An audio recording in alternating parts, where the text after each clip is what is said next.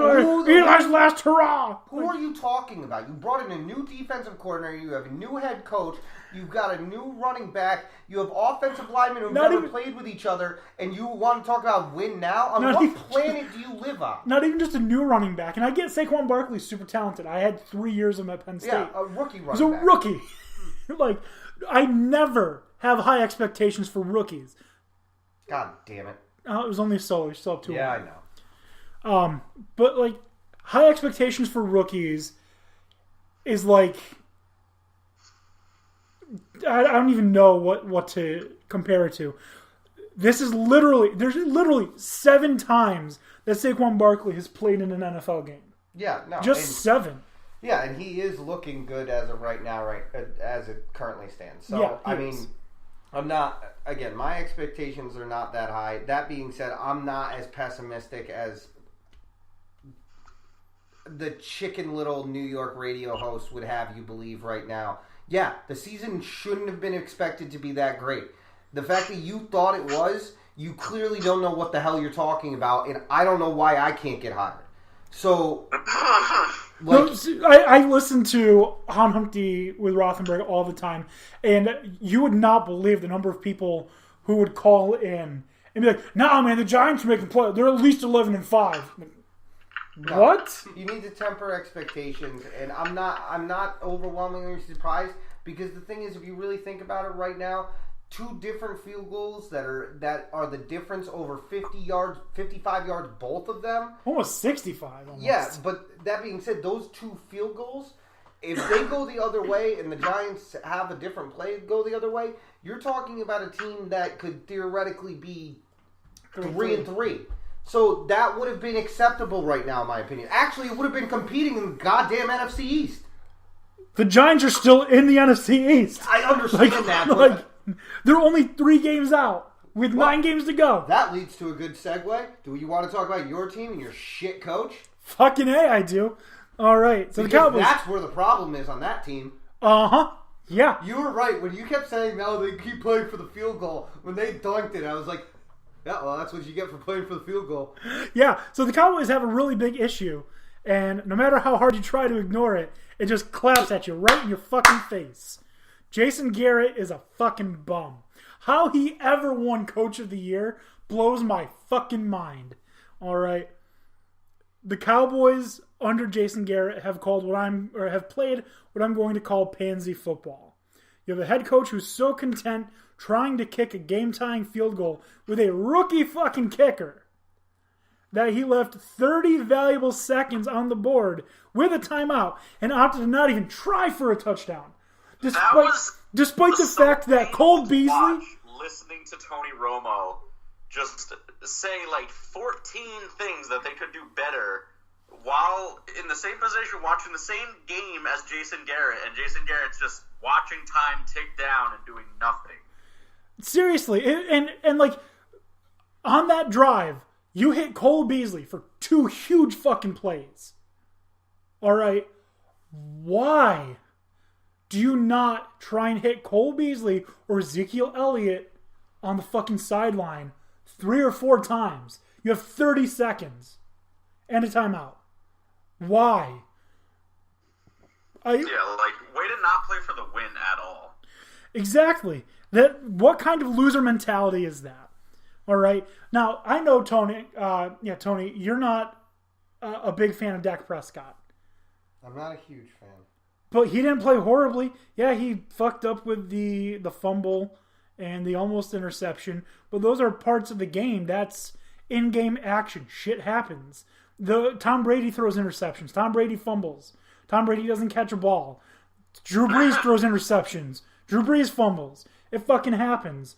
Do you know what doesn't happen? Their dipshit coaches don't leave 30 seconds on the board and be like, our rookie kicker can make it. All right, Jason Garrett has got to fucking go. I've been saying this for 8 years now. Bring back Wade Phillips if you have to, but get Jason Garrett off the fucking sideline because he is pathetic. He is a sad excuse for a fucking coach. The only reason he is still the coach is because he's never said the word no to Jerry Jones once, and Jerry Jones likes that. Yeah, but that's great. I mean, awesome.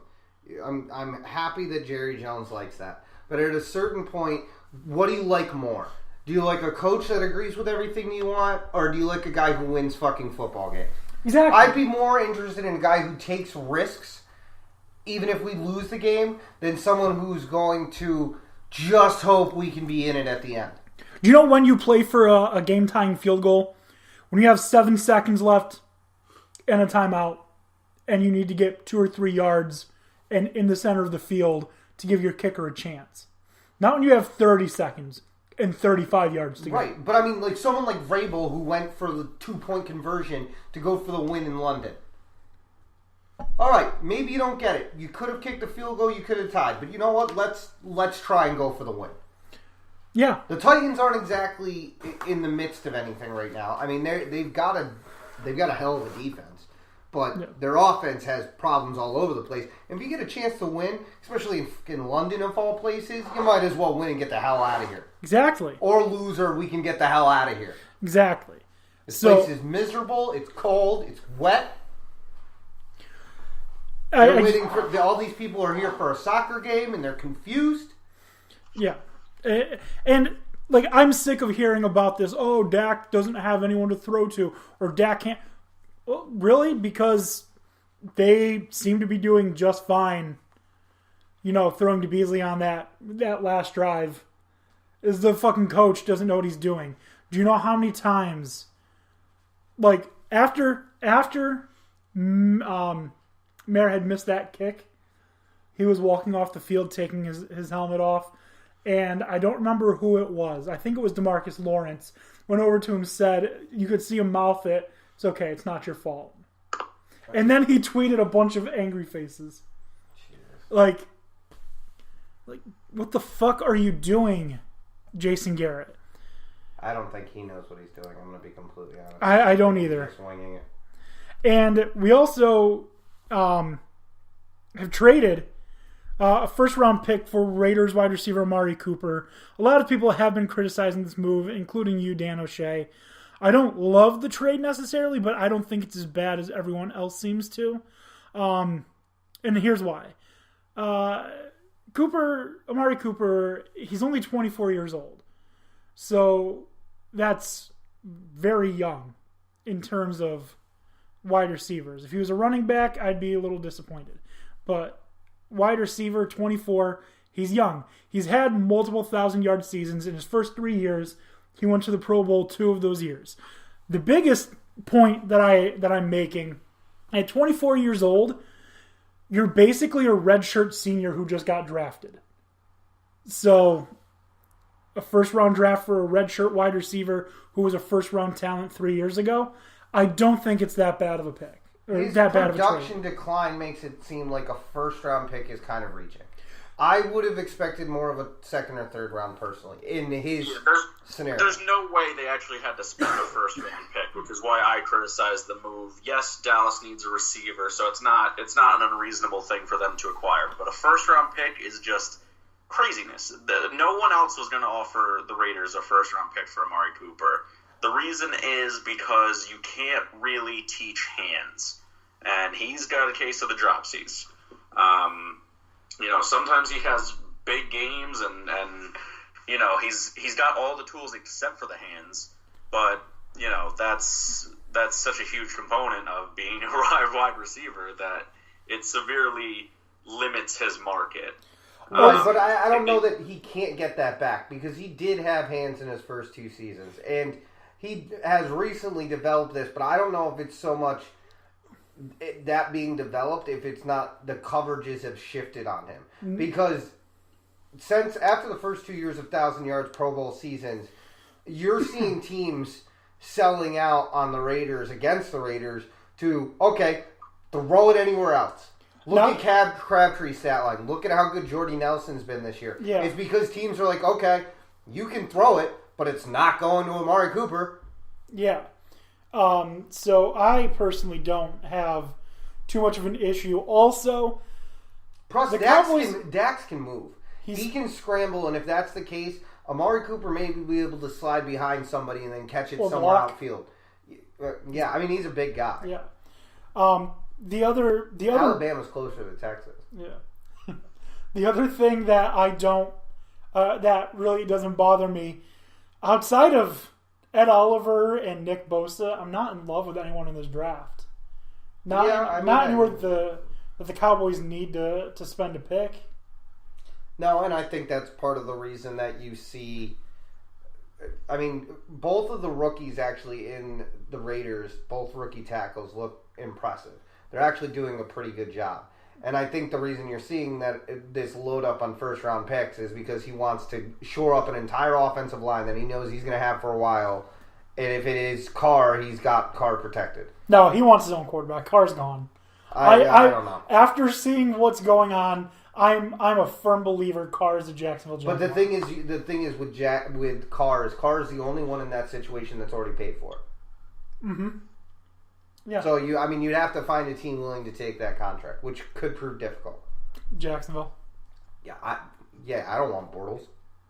I'm not saying you'd get Bortles. Bortles would be a good backup. I guess so. Yeah, he'd be great at holding a clipboard. Anyways, so I'm not too irritated by spending a first round pick because like I said, there's no one at this point in the season that the Cowboys will have a chance at getting that I'm that fond of. Like I said, Nick Bosa. Like if the Cowboys are willing to do whatever they can to move up to the first pick, fuck yeah, get Nick Bosa. Do it. Like, don't be an idiot. Or Ed Oliver. They're not going to get a top 3 pick. No, it's going to seem very unlikely. I mean, that's going to, at this point, New York, Arizona, and probably the Raiders. Yeah. And they could all use Bosa, Oliver, Lawrence. Yeah. So, that just seems to be the way that it's going. Yeah. So. And none of those teams. First off, the Giants would never trade with you up there. No. And the Cardinals need way too much help. And the same thing with the Raiders. And none of them are going to want to move from that. No. Especially if the Raiders are up there and you traded them your first round pick. Like, they're going to feel incentivized to trade back down for you. Right. And I'm not, it's not the worst trade that the Cowboys have ever done. A first, a third, and a sixth for Mike Williams. Remember that? Yep. Yeah. See how that worked out? You guys even remember that he played for the Cowboys? Vaguely. Oh, man. He was terrible. Anyways. That's all I got for the Cowboys, but I do have one other thing that I want to touch on really quickly. In order to be an MVP, you have to be passionate about what it is that you do, and Baker Mayfield clearly is passionate. After yet another overtime game, Baker was visibly heartbroken after falling just short of victory, or at least a tie, on the Buccaneers field goal. It's refreshing to see a young athlete care so much about losing. Cough, cough. Odell doesn't give a fuck. Cough, cough. Having tasted that defeat too many times, Mayfield will undoubtedly get better, progress, and will be your 2018-2019 NFL MVP. Oh man, did you see him after the Buccaneers hit that field goal? I thought he was going to cry. Yeah, it's been a great meme. I'm actually enjoying it thoroughly. I thought he was going to cry. So I bet everyone's like, "Oh, thank God, their football woes are done." Not so fast, my friend. You forgot. There's college football. Oh, great. Wonderful. All right, Tony, we're going to start with you because yours is the biggest upset. I know it hurts. I know it stings. I know it was unexpected. And I think Dan O'Shea jinxed you by posting that meme of Purdue Pete. Yeah. It's very possible. Although, if we're going to start with me, so here's my take on it. I didn't get to watch most of the game because I was at somebody's surprise birthday party, 60th. Oh, it's the funny bone. Oh, all right. Well, that being said, I did catch most of the first half and some of the second.